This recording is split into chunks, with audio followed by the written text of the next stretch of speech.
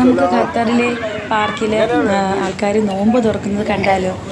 അത് കാണുമ്പോൾ തന്നെ നമുക്ക് സന്തോഷമാണ്. കാരണം അവർ ഫാമിലിയായിട്ട് ഒരുപാട് പേർ ഒരുമിച്ച് വന്നിട്ട് ഓരോ മൂലയ്ക്കും പരവതാനിയൊക്കെ വിരിച്ച് ഭക്ഷണ പൊതികളുമായിട്ട് വരും.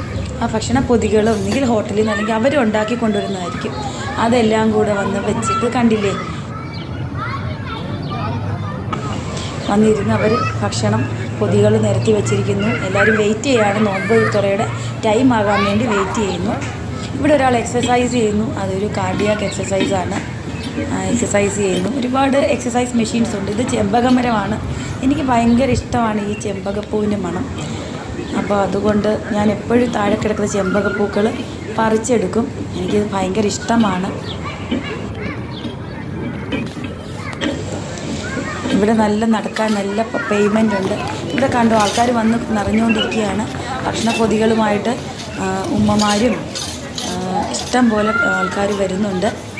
അവർ വന്നിരുന്നു. അവരുടെ ആൾക്കാർ ഇവിടെ റിലേറ്റീവ്സ് വെയിറ്റിംഗ് ഉണ്ട്.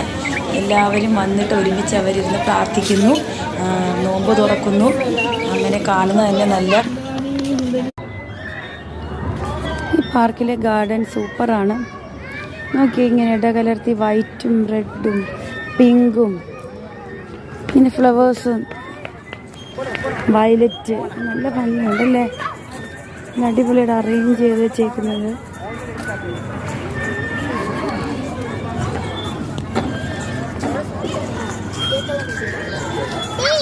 ഇഷ്ടംപോലെ കളിക്കാനുള്ള സാമഗ്രികളൊക്കെ ഉണ്ട് ഇവിടെ.